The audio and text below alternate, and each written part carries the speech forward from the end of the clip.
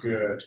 So, well, first of all, it's a great honor for me to be here and to be in this group that has influenced a lot of the work that we do in Abu Dhabi. So, comp music, if mass wouldn't exist, literally, if comp music hadn't existed before that, and then provided a window of opportunity and also methodology and guidelines for people to develop certain type of work in this area.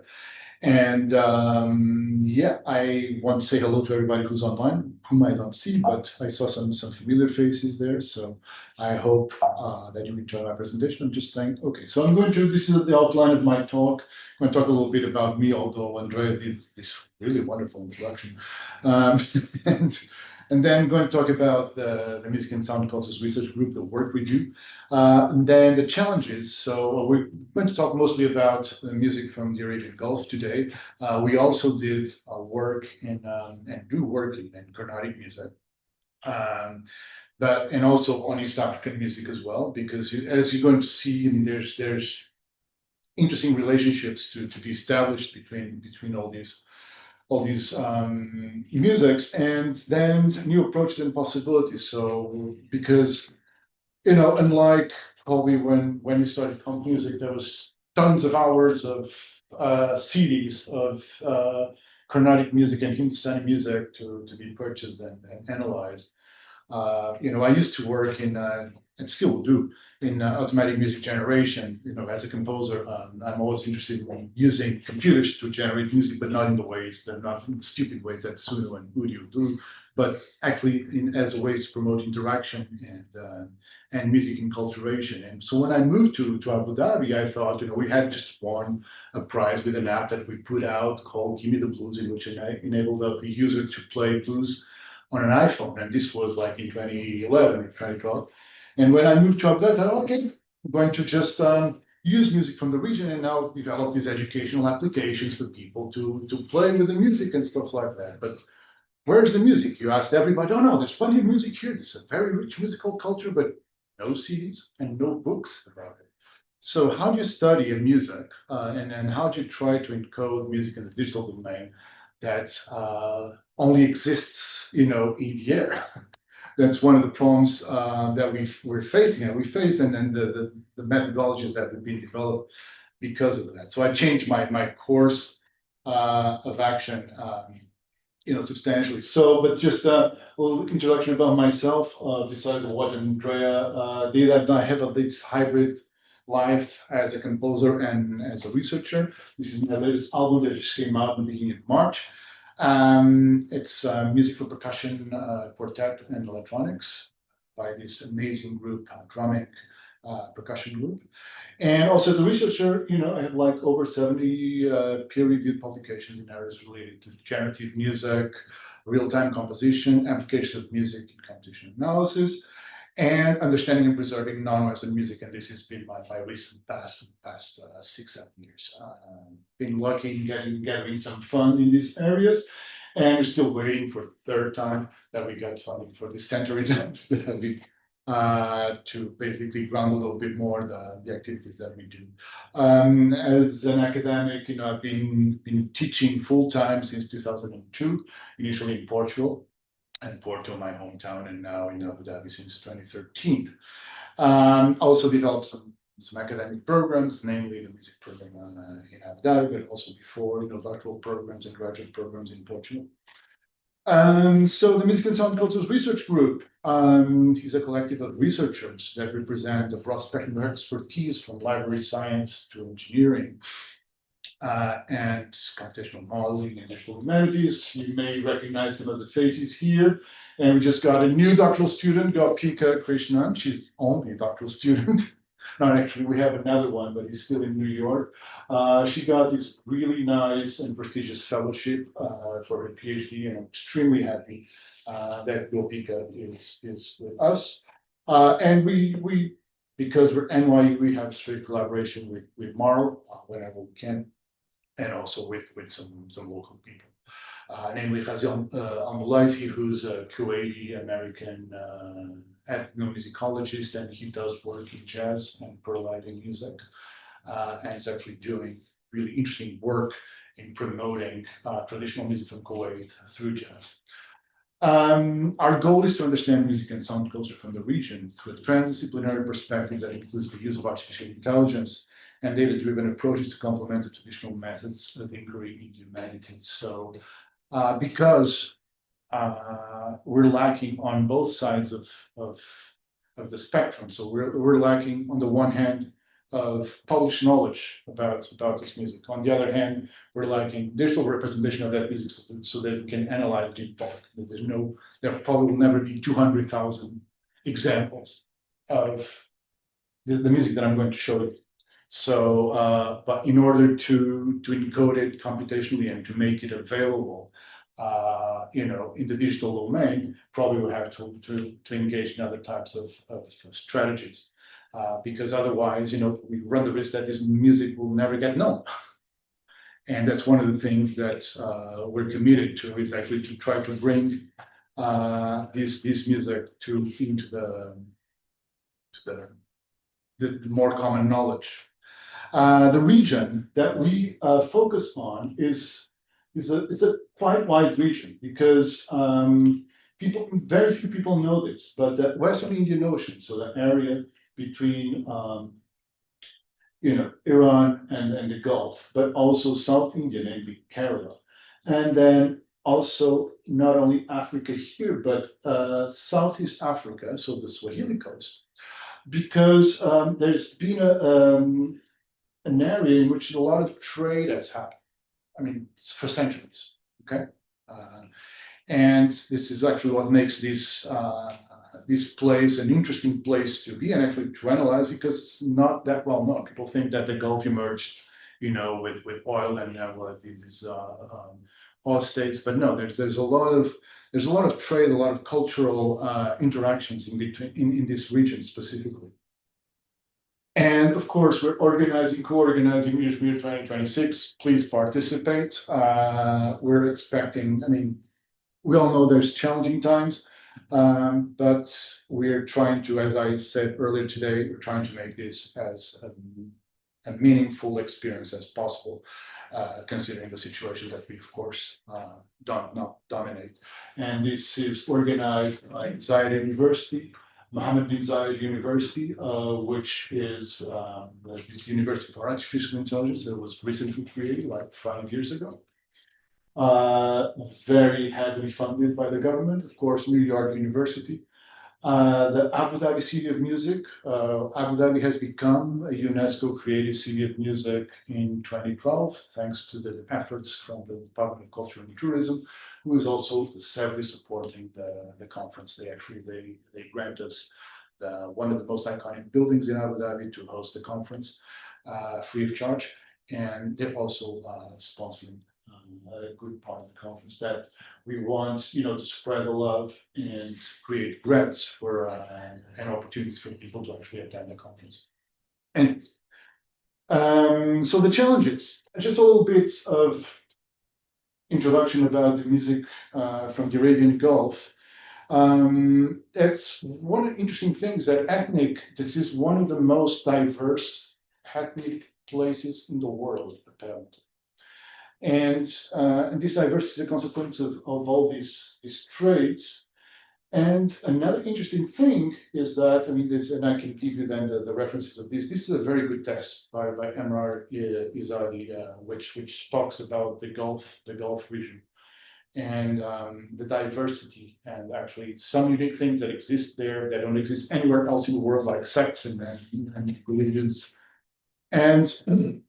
And also another interesting thing is that by this guy, that its culture probably has more to do, or has little to do with the Middle East, with what's so-called the Levant, the area of Syria and Lebanon and all that, because of this,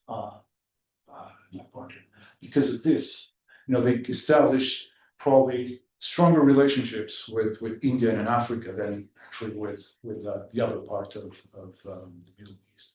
And as a consequence, that music is actually not well known, but there's a strong influences from those areas. So it makes actually from, I think even from an MIR standpoint, very interesting to analyze, to understand what kind of influences exist in between this music and the music from the surrounding regions. For example, music from India, which has been very, very much studied.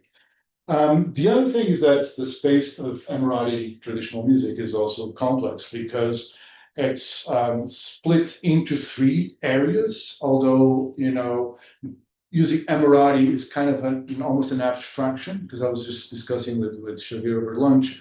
I mean, the tribal relationships probably put people more together than just like the fact that they all belong to this country that was created in 1972. But there's very interesting things happening there, because you can identify three different types of music that relates to three different geographical regions. Music from the desert, music from the coasts, from the sea, and music from the mountains. They have different influences. The music from the desert is mostly sung poetry of the Bedouins, like nomadic, so it's mostly sung and then performed in the wood. But music from the coast, for example, has a lot of percussion, a lot of drums, and this has strong influence from both India, where they get some of the drums, and Africa, from where they got some of the rhythms. And this is kind of, hopefully, will be well understood. I mean, you can hear that. Of course, I mean, the challenge it's facing this in the study of this music is the lack of previous research and documentation is not very well documented. Also because some of the communities still resist in letting their practices be recorded or documented. This is because, for example, in the Emirates, there is this tradition on the Zar, which is an African rite for expelling the spirits for exorcism, in which actually gets practiced in the UAE, but it's completely outlawed. So if the government finds out that you're doing this, you can get arrested. And so people, because they want to protect their cultural identities, and there's like two layers, at least two layers. In the UAE, one is like the governmental discourse, and then the other one is the society and the way that people interact with each other. They keep these practices a secret. I've been trying to get and document this. I'm almost there because I would love to actually do this, because the Tsar, for example, is considered to be the Tsar is considered to be a witchcraft practice. And the other day we tried to bring the Tsar troupe from Egypt that who perform every Tuesday night in Cairo to NYU, and the government said no, they cannot perform, and said okay, but they can still do a workshop. And then at the very last minute, the government said no, they cannot even do a workshop, and actually ended up interviewing, because we're dying to actually record that, and ended up interviewing the leader of the troupe over Zoom, in which he told me, this is, in Cairo, people go there, bring kids because it makes you feel good. Music brings people together, it makes people feel good, and then people synchronize through dancing and stuff like that. At the end of the day, your headache is gone. So there's nothing, it's nothing to do with spirit possession and stuff like that, but, you have to deal with this. So we have what I call the perfect storm of adversities, because there's not that many recorded examples. There's actually the people who practice some of this music, namely the music that is not that publicly showcased, getting old, dying, and not passing it through the younger generations. And then you have the increasing depletion of physical formats, makes that it's increasingly harder to get like cassettes, even if it were, or CDs of this music. And then with digital platforms, I don't mean speak to the or preach to the choir here, but streaming platforms have these problems of biasing the way people select music and stuff like that. And this has been raised by and others before, and I also mentioned this in the music paper of mine. So this is basically the knowledge if you want to learn about music from the Gulf. There's 5 books, okay, in the past 20 years, okay. And if you try to find recordings, remember, the UNESCO collection, the Smithsonian collection, you go there and look at this. But no examples. Kuwait, no examples. Qatar, no examples. United Arab Emirates, no examples. Okay. So this is a real problem. Because we wanted to start developing all these ideas that make intersections between ethnomusicology and computational musicology and all that, following the example of company music, we're like, oh, bummer. We're into a bigger problem because, on the one hand, there's not that much theoretical knowledge that is published, and on the other hand, there's not that many examples to analyze. So we developed two approaches so far, one conceptual and one technical. The conceptual, we call it sonic digital humanities, and the technical is a multimodal methodology for music field recording and an archival ready submission workflow. And this is because we started engaging in so many recordings of this music, then all of a sudden we start struggling with what are we going to do with all this data? How are we going to just organize this in a way that is meaningful? And that's actually what we've been doing more recently. So the sonic digital humanities, we define it, and this is Andy Eisenberg, my colleague, ethnomusicologist, who's like the other. So we're like two half brains. The ethnomusicological brain is Andy Eisenberg, who actually has studied music from the Swahili coast. The computational brain is me, my composer, work with technology and programming and stuff like that. And we started brainstorming about this and we came up with this idea of this concept of the sonic digital humanities, which is a space in which computational approaches to the analysis of music and related forms of sound culture may be developed and carried out in a productive dialogue with humanistic modes of data collection and critical inquiry. So this is not putting anything up front. It is actually creating a tension that was actually addressed by Georgina Born in her very famous keynote address at Fusion in 2019 of creating this agonistic mode of interdisciplinarity, of make things coexist in this uncomfortable space that we call transdisciplinary. So one of the things that inspires our approach is the writings of this person, Ambassador Niculescu. He's actually a quantum physicist that became a philosopher, and he's one of the most prominent people promoting transdisciplinarity, which he actually defines very well transdisciplinarity in relationship to multidisciplinarity and interdisciplinarity. So for him, multidisciplinarity means studying a research topic from the point of view of different disciplines. Interdisciplinarity means applying methodologies from one discipline into other disciplines in order to try to understand something. Transdisciplinarity concerns what is at once between the disciplines, across different disciplines and beyond all disciplines. Its goal is the understanding of the present world, of which one of the imperatives is the unity of knowledge. This is a beautiful, beautiful sentence. But transdisciplinarity is being used to what people defined as wicked problems, to solve wicked problems in social sciences, which are problems that cannot be addressed from one perspective only, like, for example, poverty, or climate change. These kind of problems that have many things into it cannot just be addressed with like the social science or economics or meteorology and in the place of climate change, but have to be, these things have to be observed, equally from different disciplines that coexist in a certain tension. And that's one of the things that we engage. The other one is the multimodal methodology for music field recording and archiving. This has been developed by our first doctoral student, Juan Serra, now a postdoc at Musca, in order to tackle the problems of recording this music.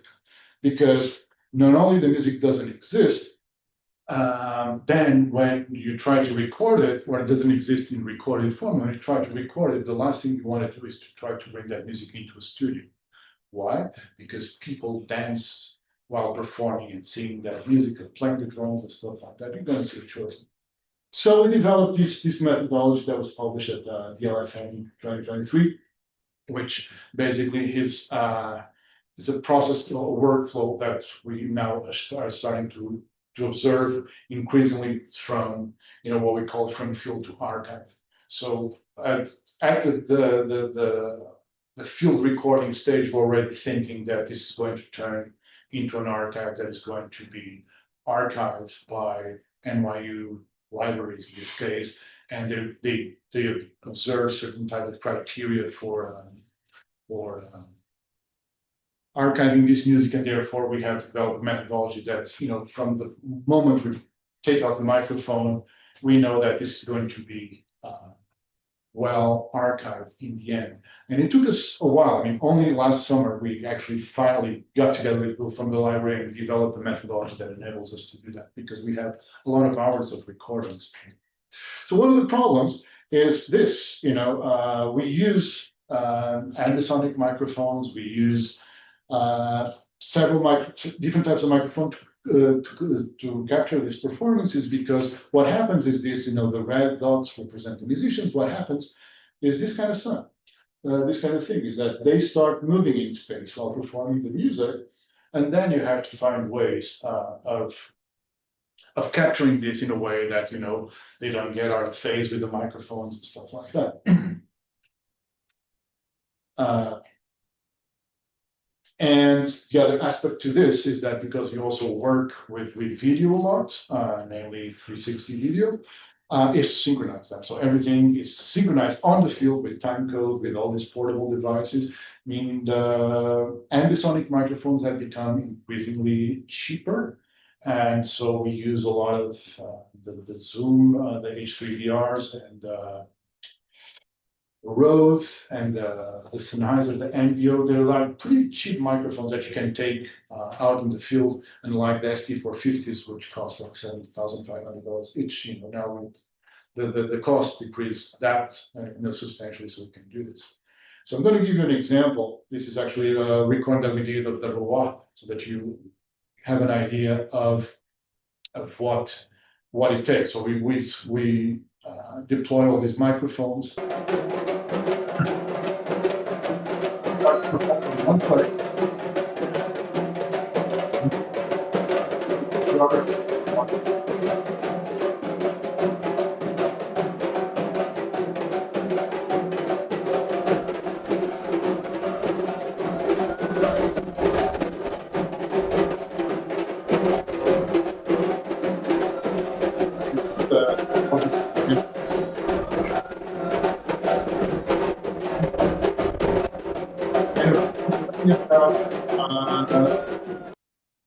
Amateur musicians, so they're not used to wait.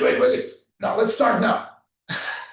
So you have to just go after them. They start performing, then you're like, oh my god, I forgot to start the recording. So it's quite adventurous.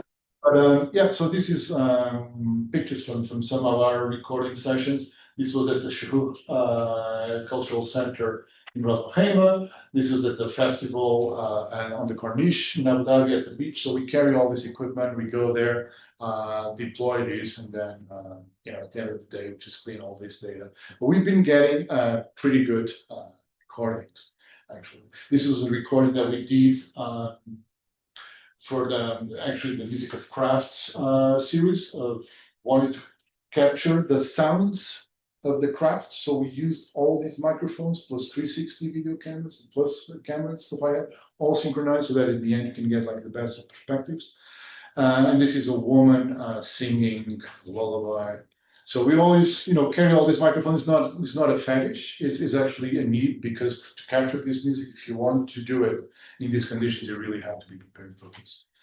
And then, of course, through the process, we get all these deliverables. So we create stems, uncompressed files, and when we're talking about third order ambisonics, we're generally talking about very heavy audio files that are stored in 16 channels, but we want to create that stereo version of it in very good quality. We want to create a what we call proxy, so that when you go and browse, you want to hear what is out there. So most part of the times we also have an MP3 of those things, so that we can actually retrieve it, as fast as possible, the best way possible. Recently, actually, it's going to be presented this year's the LFM. We developed this preservation center workflow for multimodal music collections. And so we create two types of files, not only the recordings and all those stems and all those things, but we also create metadata files that have technical metadata about describing the file format, equipment, stuff like that, but also ethnographic metadata, namely the style and the musicians. So this is to prepare this then to create archives that hopefully will be in perpetuity. But of course, we don't, because we're creative people, and we're not library scientists or archivists. We want to make this as widely known as possible, and so we also then create curated collections that we put online and make available to people and stuff like that. That's the goals of our work. So I'm just going to go into selections from some of our work. And so one of the things that we do is actually we'll work with corporate. So one of the things that we do in the business of is creating collections. And we have collections, three types of collection. One from found archives. This is the Eisenberg collection, is a collection of music from the Swahili coast that Andy Eisenberg collected from his doctoral dissertation. We do original field recordings. We have huge recordings of long recordings of Carnatic music percussion that we did with actually Nando Padmanabh, this virtuoso rhythm player, in which we have conical, kanjira, and rhythm renderings of the same phrases, all with metronome. So guys, if you want to borrow it, more than welcome to. Musical traditions of the Shahuf is music from the mountains that I once got a grant from what you saw before. Those guys playing the drums, they're from the Shahut tribe. And we recorded some of their practices. One of them is quite original, and I'm going to show it to you very soon. Another archive we just created is the Our Country's Music Academy. The Our Country's Music Academy is in Zanzibar, which is also a very interesting place because it blends very well the Indian, the African, and the Arabic influences. It's quite an amazing place. And once I started working with the Our Country's Music Academy and with the deceased director, Mitch Strunk, was this American who went to Africa like in his mid-20s and actually passed away, unfortunately, when we were there. Actually organizing a class for students from NYU in which we did. The class was called Audiovisual Ethnography, and the students were actually doing and recording practices of the musicians from Zanzibar, which is quite interesting. And we created this archive, and these are available. So we have the links here. And then another thing that we did, and actually worked with Martin and Magdalena, Martin Rocamora and Magdalena on a paper. It was the first paper that came out from this collection, the Grand NYU 80 collection, which is at some point we got a grant to help CREM, the Centre de Recherche et Musicology in Paris, digitize music so that we could run features on it. And then the folks from Marl did that. So there's this archive collection of 4,379 records from 129 countries. And at some point, Martin, Lucas Maya, and Magdalena and I did a study on the candomblé patterns in Brazil that are related to candomblé, which is something that was imported from Central Africa. And so we had the candomblé patterns that we recorded that we found actually from archives, and then the other compared to the recordings from Central Africa. It was quite interesting. And then, something that we've been developing since 2018 is this concept of the digital compendium of regional music, which is to create an archive, but make it as a tool for transmitting and understanding culture. So we're trying to develop new ways of browsing large collections of music, gather deeper insights by, dialoguing with the practitioners of these music. Is one of the advantages that you have when you have to go out in the field and do the recordings. You can sit down with the people and say, so tell me again, well, how does this music work? And so we've been collecting all this information from that perspective, and then creating computer applications. This relates to my past life that enables you to perform, learn, and become culturally aspects of the music. So this is a VR prototype that we once developed about. So at some point, Konstantinos Rokides, who was our first postdoc researcher with one of our students, they did this kind of analysis of the collection of the library and the Andy Eichenberg collection by trying to compare the examples using MFCCs and PCA. And then we created, through TSNEs of methods of visualization, that data. And then at some point, this other student, Leonid Kuzmenko, who just finished a PhD at Queen's University Belfast, developed a VR prototype in which you could basically navigate inside of music. Actually, this precedes Space. Did you guys see Space DJ by Google? It's like this thing that you navigate and you have like these genres of music that relate to each other and you travel. So we did that before them. All right, come on with Google. This is our welcome window. You can read the tutorial here. You can walk around, fly around in this virtual space by using the thumbstick on the right controller. To select any sphere, just point at it and pull the right trigger.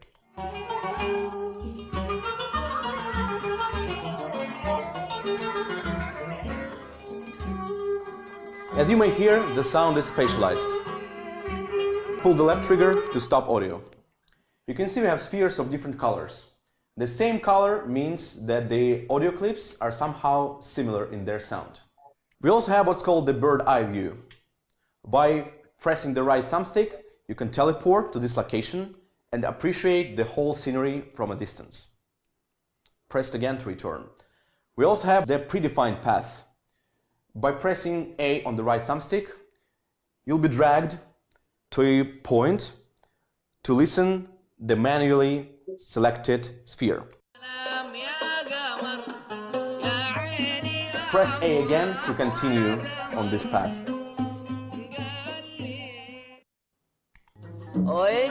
These spheres are selected by us to particularly show you the difference between the colors.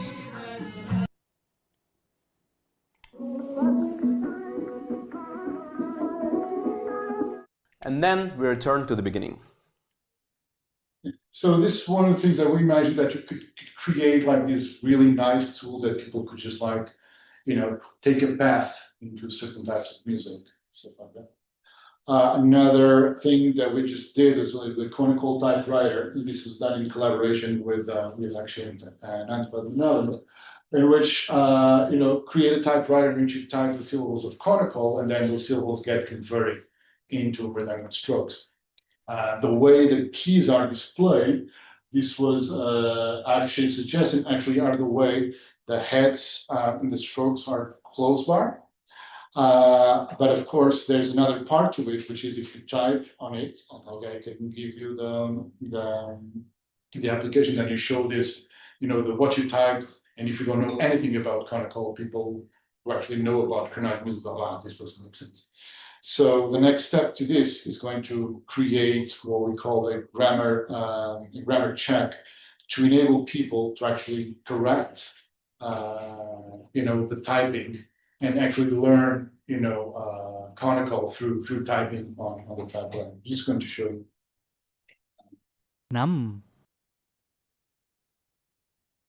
ดิน ดิน น้ำ กีตะ ตา กะ ดิน ดิน น้ำ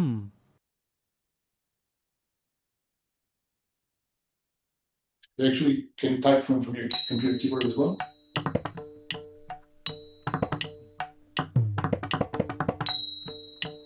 And the hand actually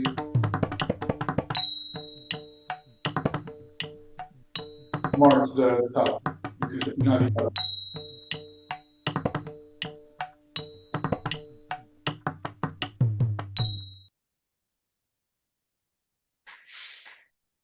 Another thing that we've been doing is that because it's so cheap, we started documenting things using 360 audio and video technologies, and you're going to see why.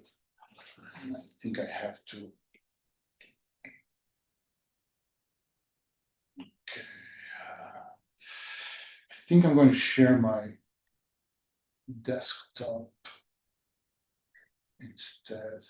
Okay. Can everybody see this?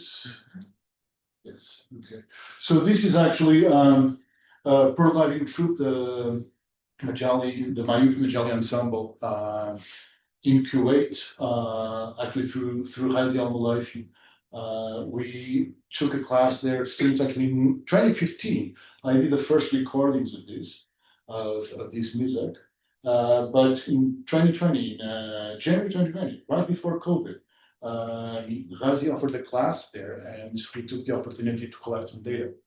And I wanted to try this, gathering this with 360 video because it's very nice, especially if you want to do transcription of this.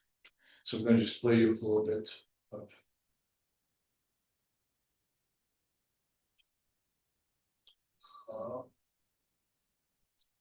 I guess, okay, loop back.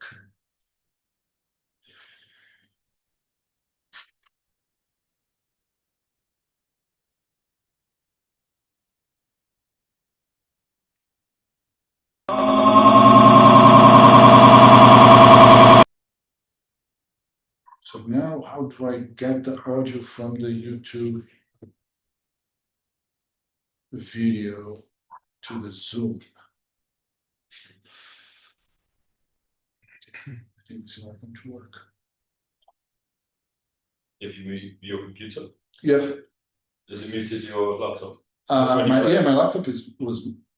No, I can't. Yeah, I cannot mute it because otherwise I mute the audio output from the computer.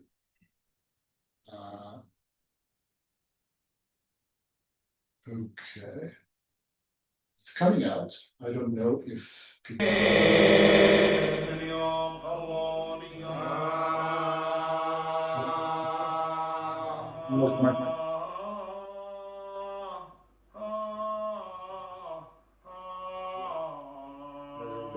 Start like this.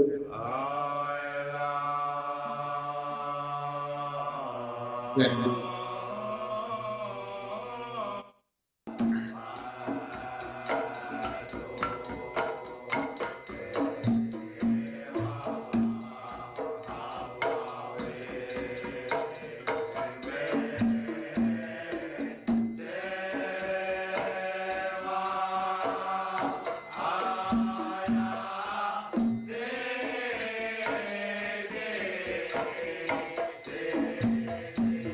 things that aren't necessarily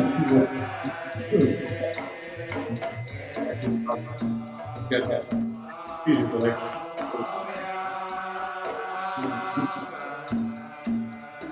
And this is really fun.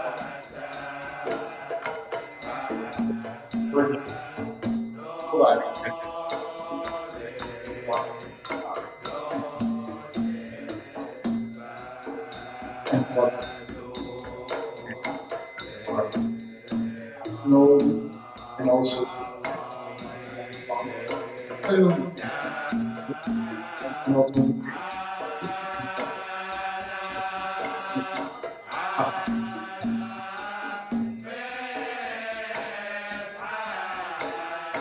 pinpoint something like three.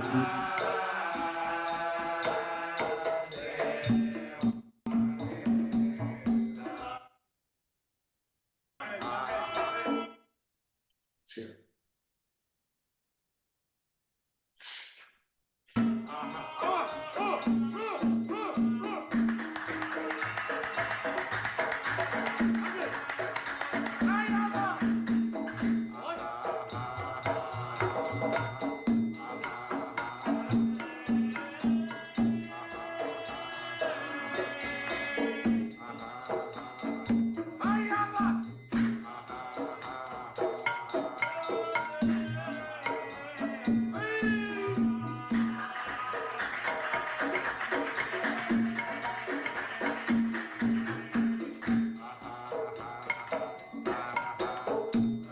Well, this is you can check this out. Another example.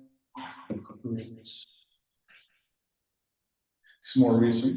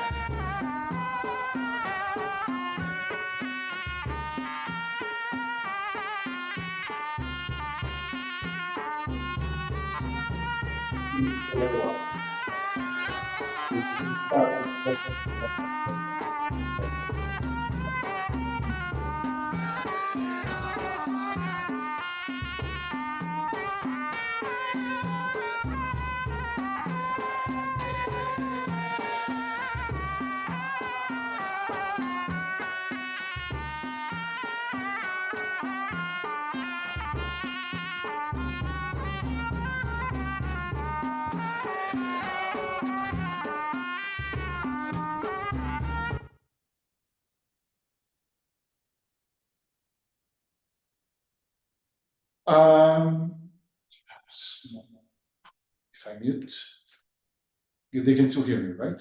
I think so, yeah. Can you still hear me? Yes, thanks. Oh, fantastic, thank you. Okay, so some recordings that we did of coastal music, actually that in that festival, the Nahman, which is a general description of seafaring music, and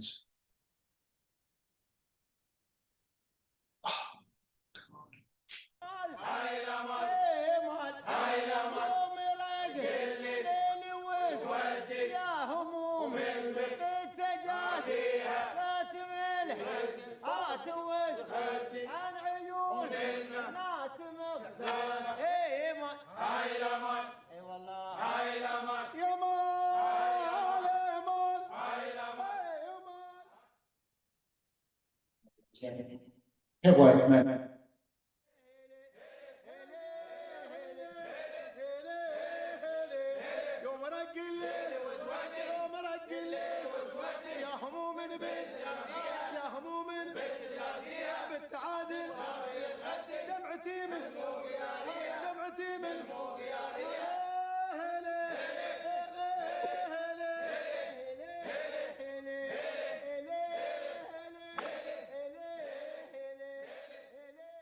How many? 45 minutes, right? Yes, like we're Okay. relaxing. All right, great.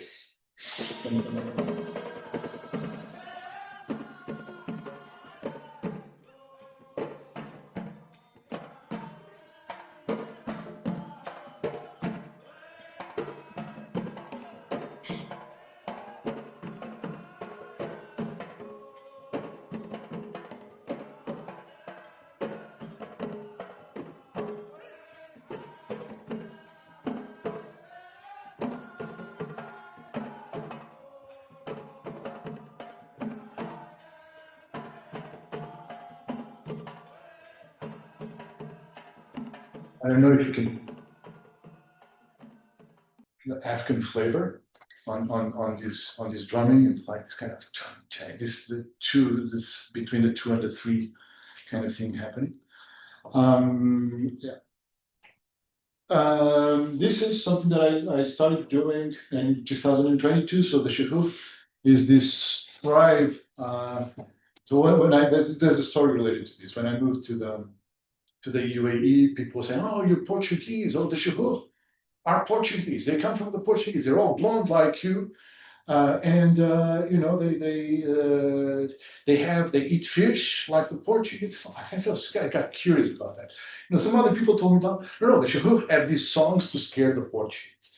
And it's like, okay, now I got really intrigued about it. And at some point, you know, and they are now settled in Ras Al Khaimah. They're actually not in Ras Al Khaimah, it's Ras Al Khaimah in Oman, the most southern peninsula, actually, it's Strait of Hormuz. Because, I mean, they're a tribal society and they know no borders, and the Shehud actually expand between these two areas, and they came from Yemen. Okay, that's what is known. But because Afonso Albuquerque was the ruler of Ras Al Khaimah for a long time, actually, when the Portuguese discovered the sea path to India, which actually was an Emirati sailor told Vasco da Gama how to sail to India because they knew how to sail to India. He was a cruel ruler, and actually there was a movie recently done by the ruler of Sharjah called Corsica, in which Afonso Albuquerque appeared. Like, apparently he was known for slicing people's ears and noses when they misbehaved. So I think that they create these songs to actually scare the Portuguese, because it's actually a very, very interesting style called the Naba, which was originally a kind of a war cry. This is one of the mini documentaries that we have in our website. It's like the beginning of it, so that you can have a flavor of what does it sound like.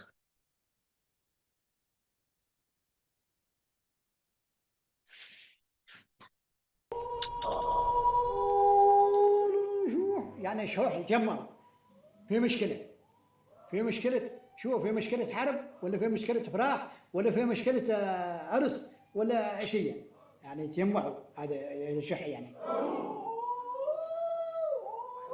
يا ويه وهذا ندى وهذا تشيع للشحوح يعني هو يعني تشيع شحوح.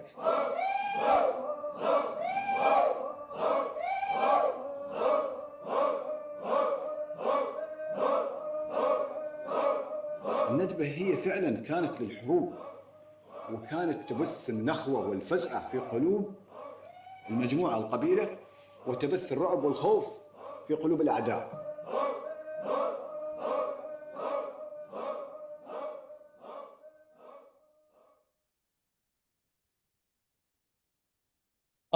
And now, you know, we also start engaging in these kind of produced documentations of things. And the lewa, that style that comes from the east coast of Africa, actually it's not outlawed, but was considered not traditional music from the Emirates anymore. So they stopped performing lewa in these festivals. And but this is actually one of the most interesting genres, because it has percussion.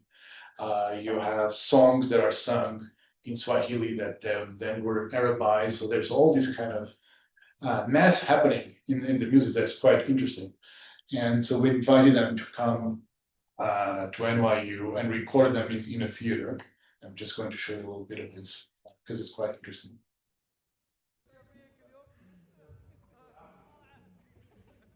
And this will soon be documented.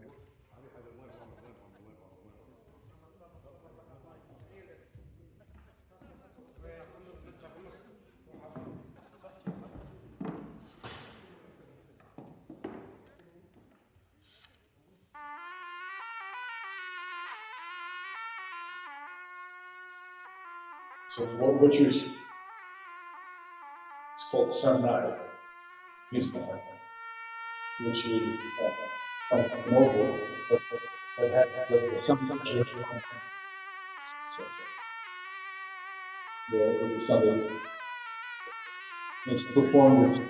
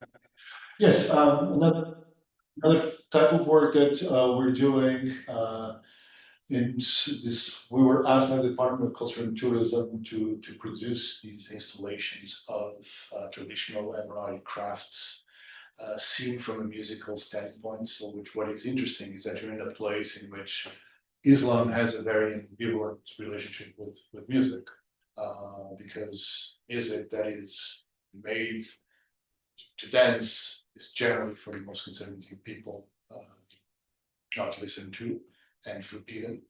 But now, Abu Dhabi all of a sudden became creative city of music UNESCO, and they're promoting all this music. And attached to it, they invited us to create this installation about, bring out the musicality of the crafts. That's actually when I showed that picture of that artisan with all those microphones. That's where we captured that. And we created these videos in which, with kind of experimental sounds, almost like music concrete kind of thing. So we had this room in which, so there's two rooms, one in which people would watch these panels in which you have a description of the craft. And this other room is kind of a chill out room in which you had like these renderings in Atmos of music that Sophia Alplucci and I did with sounds from the crafts, like experimental axiomatic music. And I mean, they really enjoyed it. And then they invited us to present another one, which is the formation of Souf, for the Abu Dhabi Pavilion at the London Biennale, and actually won a prize with that, which you're entering this room, and this is about the sadu, which is the weaving craft, to create these stripes of wool, and you entered in this room, and you had like 8 panels, in which, actually no, 6 panels, sorry, in which you would see the craft being depicted in a very, very experimental way. I'm just going to show you that video to finish up.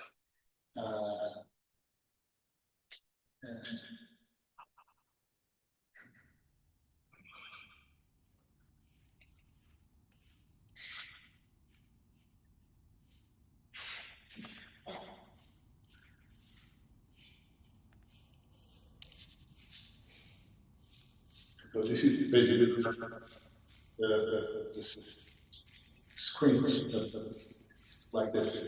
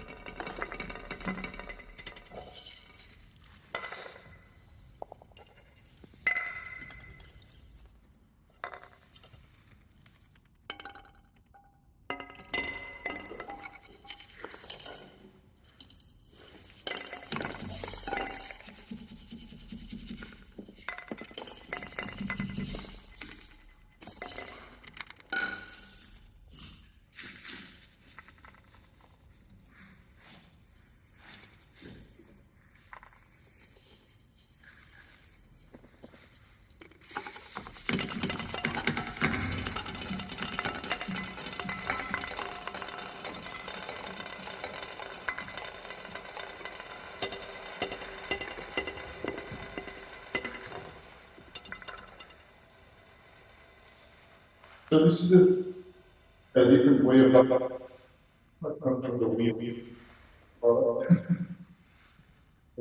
Very okay. That's it. Thank you so much. I'm going to check our playlist. And we have well, on our website, of course, there's a link to our publications and announcements and stuff like that. We have the YouTube channel, which you can see, much more of the work that I presented. But yeah. Good. Have questions yet? Well. Any questions?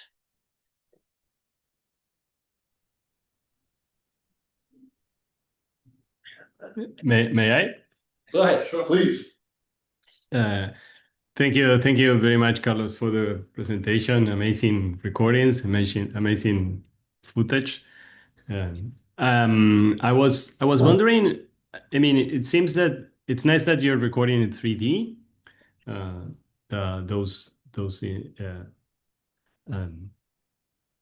Music practices inside. I think it's amazing to be able to do this. I was wondering, since there's now that you have these recordings, like it seems that are ambisonics, third order ambisonic, right? So it's 16 channels or so. Yeah. Yeah, and there's also the video. Yeah, it seems like a next step for the kind of things for example, Aditi is doing. She's doing source separation. The idea is to kind of use also, I mean, in a future to use the video for doing performance analysis or these kind of things.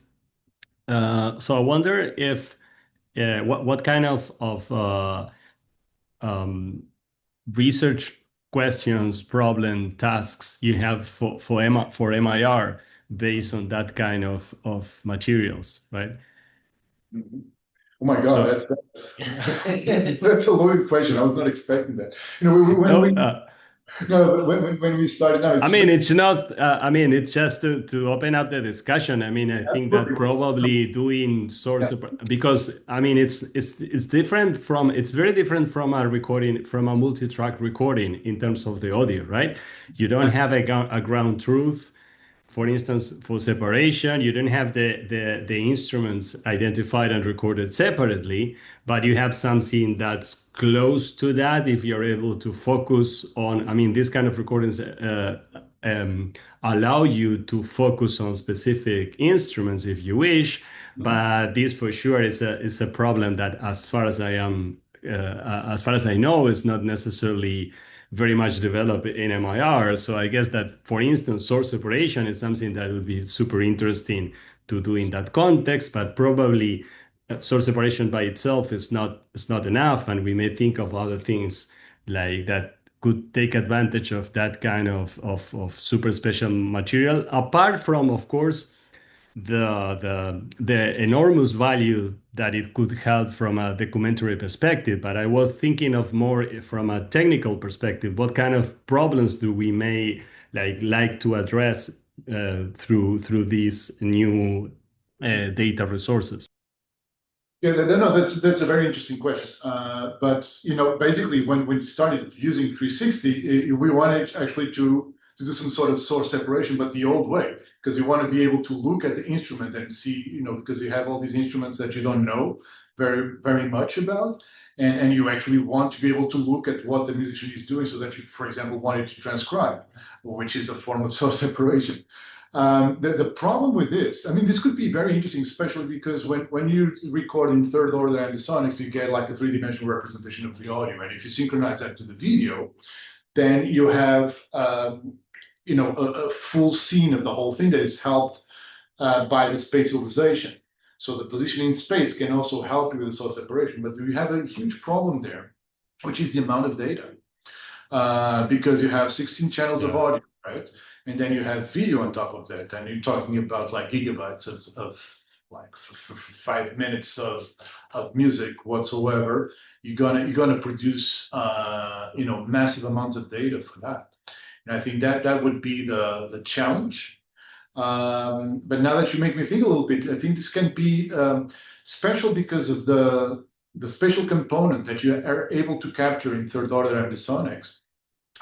It's actually can be very interesting for source separation, especially for these practices, because the musicians are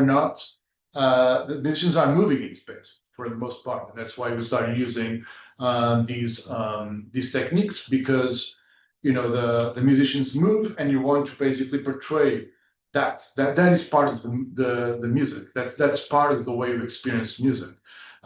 Pretty much like in traditional electroacoustic acousmatic music, spatialization is an important thing, and not just like put that on a mono channel to have the same experience. I think, this could be very interesting for source separation, but because spatialization is in itself a very good element for source separation, but I don't know how these. We'd have to think a little bit more and probably brainstorm a bit about this idea of like doing this automatically. But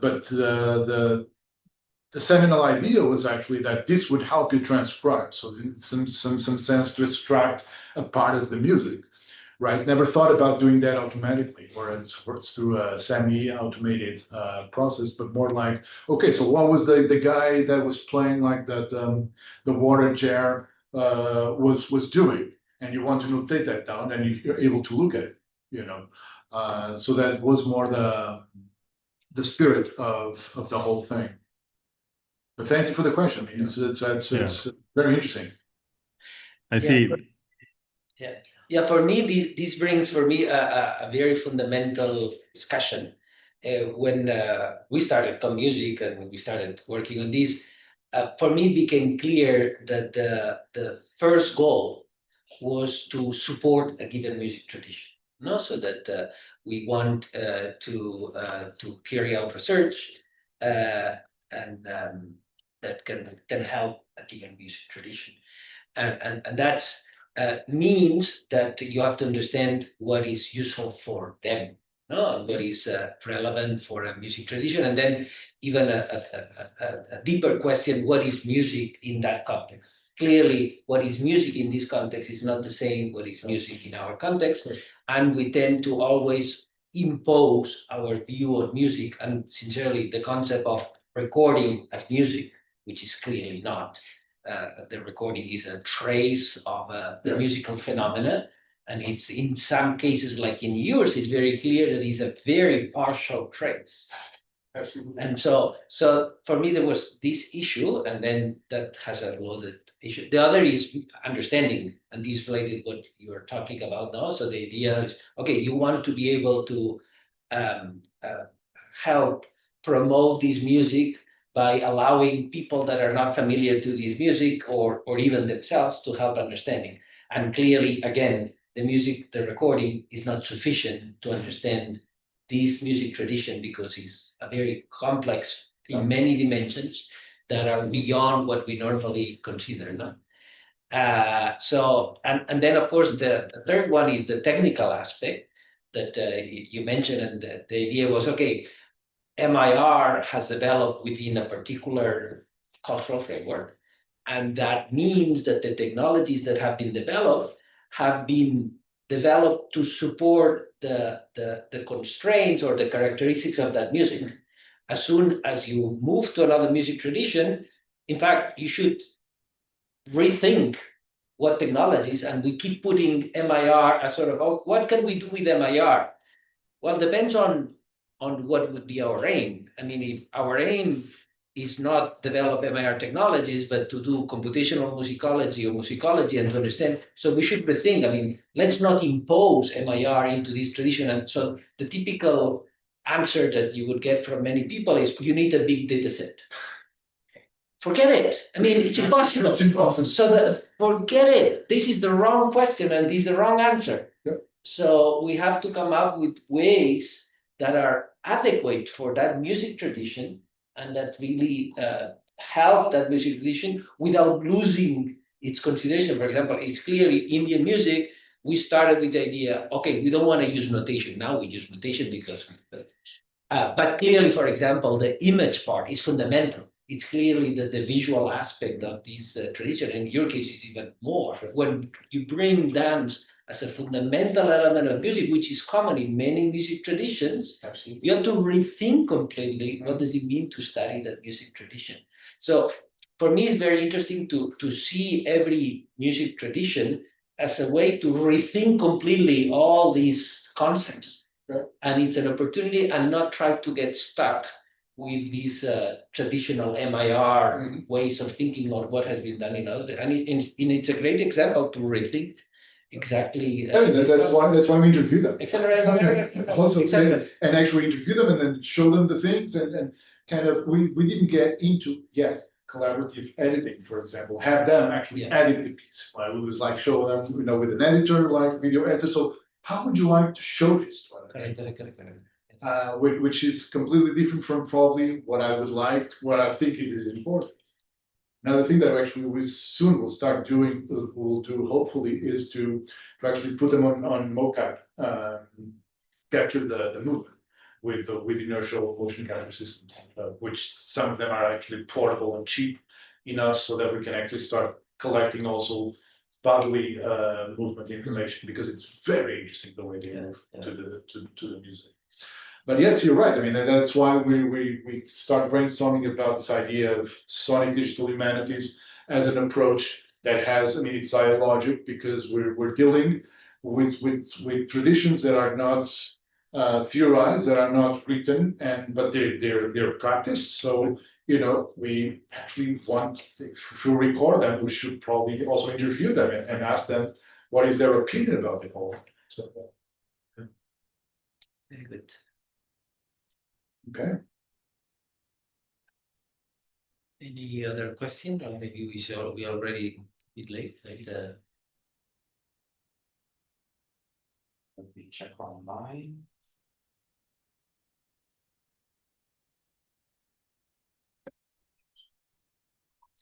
There's like a question. I mean, this is a very current question, which is like very much related to what Xavier was asking and commenting upon, and it is like the interaction between disciplines. You were talking in your presentation about the multidisciplinarity and interdisciplinarity, and one of the goals of this series of seminars is to understand a little bit more about like what's computational musicology, because like there's sort of a lack of formal definition of what's computational musicology and how it interacts with MIR, for example. And I think that this question is particularly interesting to you because you're kind of co-organizing Izmir's here. So there are like a very few papers on these topics, which are like kind of pretty old, and they all converge on the fact that musicologists are kind of scared or like skeptical about using MIR tools, and MIR is kind of skeptical about like using concept from music theory or from musicology. And this is like for like the Western, more Western centered musicologists, and this problem kind of gets even worse when we talk about like non-Western traditions, or talking about like ethnomusicology, where like the social component is much more predominant. So this is very broad, but what's your stance on this, and what's your stance about like the interaction between the two disciplines, if it makes sense? Oh, it's something we think a lot, almost every day, because one thing that I realized, and put it this way, 13 years ago when I moved to Abu Dhabi, the easternmost I had been in my life was in Romania. My wife is Romanian. And then, I went there and changed my reference point. And of course, I like to discover new things, and I started discovering all this stuff. And, I never imagined in my life that I would be doing work that was related to ethnomusicology, because this is actually closer to ethnomusicology than to anything else. One of the things that I realized, and this is actually, I think, a big problem of the disciplines here, is that, I mean, I was educated, most part of us here were educated in the concept of music as organized sound, sound that is organized in time. Which makes sense to understand certain type of Western music, and actually you can look at Western music as organized sound that has rules and that has stuff. But then when you step out of that, you also have to understand that not all music is organized; it's just organized sound. For example, the music of the music also talks about. It's very interesting because when you ask them to show you something, they don't show it alone. So you cannot ask a musician, so how do you do the NAPA? Well, you need someone else to basically do, otherwise you cannot explain that to you. So the music also reflects, you know, a very strong social bond among the tribe, because that's and you cannot analyze this music without without taking that into account, you know, because then, you know, you want to do an NAPA generator, for example.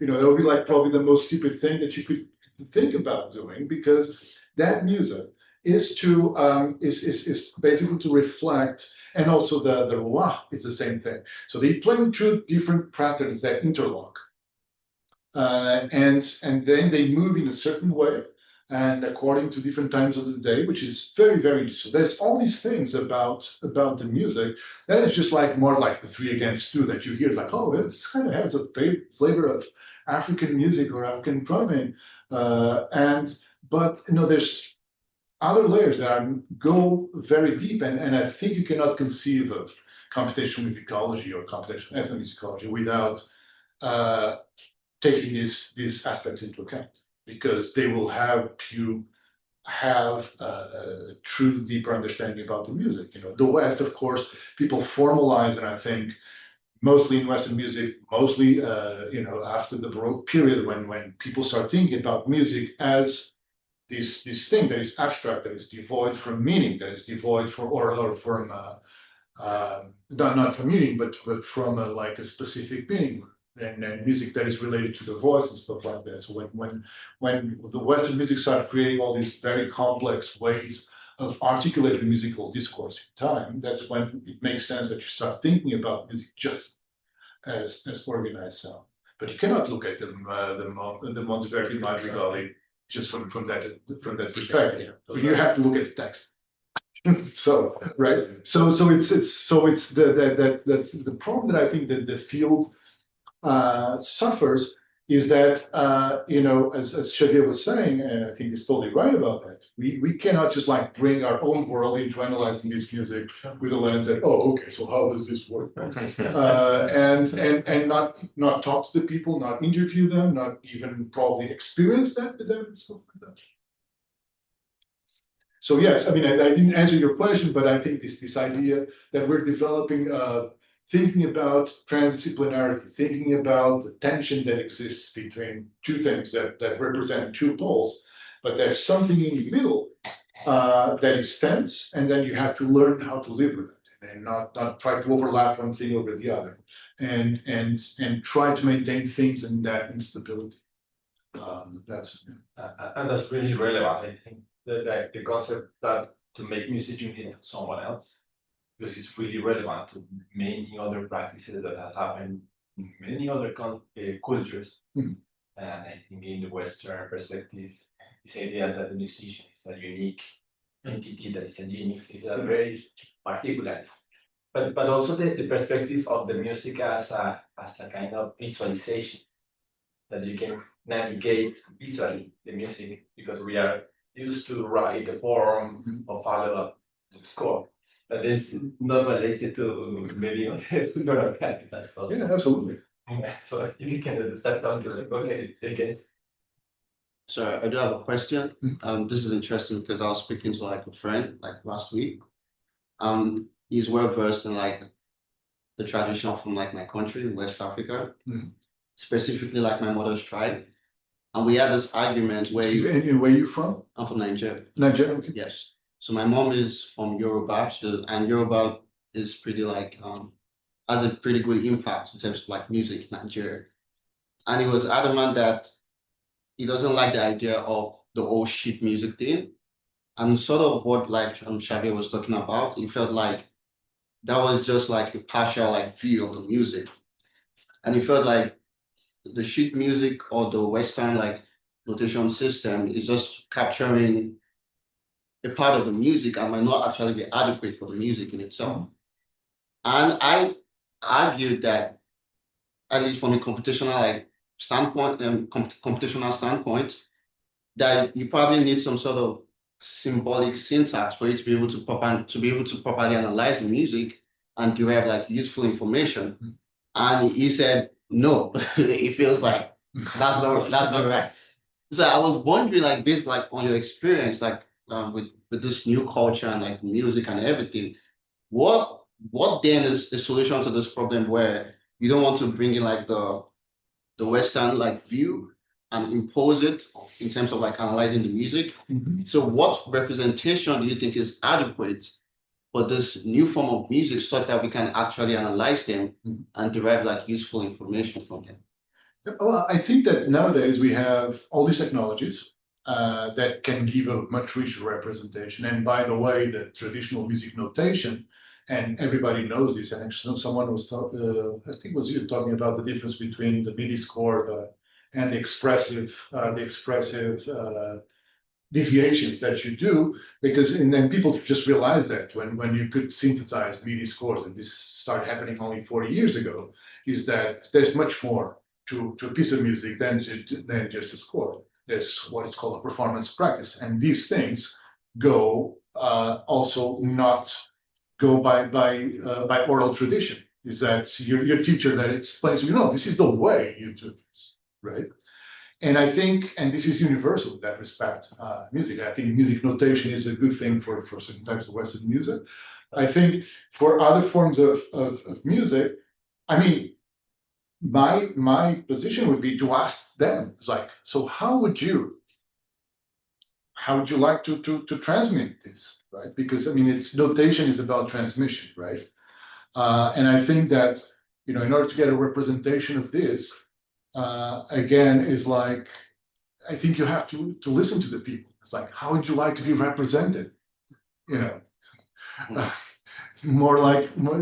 then figure out ways of doing that as reliably as possible.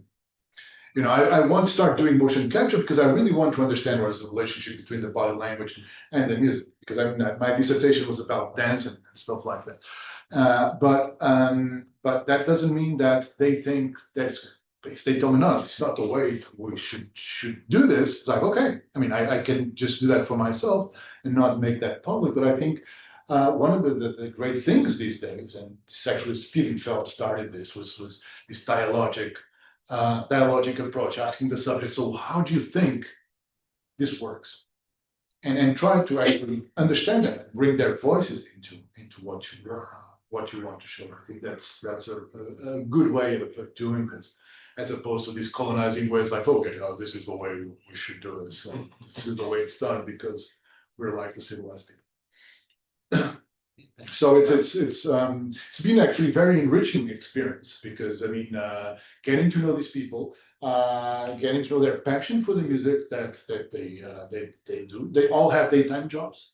They spend a lot of time. I mean, the guy who played the sarnai is an instrument builder, and he builds drums and he builds sarnai, and he also has a 9-to-5 job working at the airport in Dubai.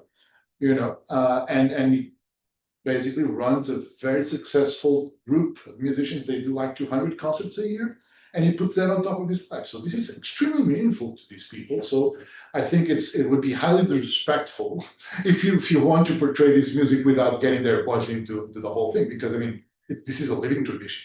Okay, you can say, oh yeah, it's been biased by the government, or because I mean the state is imposing certain things, the way you show this, blah blah blah. But I mean, the reason people spend that much time of their lives doing this, working for the police during the week and then over the weekend, doing the drumming and stuff like that, it's extremely important for them. So this should be taken into account and should really try to understand these things that deep. And it was very funny because when I was asking these things, they cannot explain something to you without at least having someone to the side. So I'll do this. So it's very interesting. And because this also represents this idea that they're all interdependent. And there's something that they talk further, in one of these interviews, that they have this concept of faza, which is the social solidarity. So if your neighbor is starving, or is having a bad moment, you go to your neighbor and you comfort your neighbor, and you bring music to your neighbor, bring food to your neighbor, and stuff like that. It's very interesting in how the music actually reflects that very deeply. Thanks. So I would say we are very much over time, but the question is just incredibly long. So thanks a lot, Carlos. Very well, thank you so much.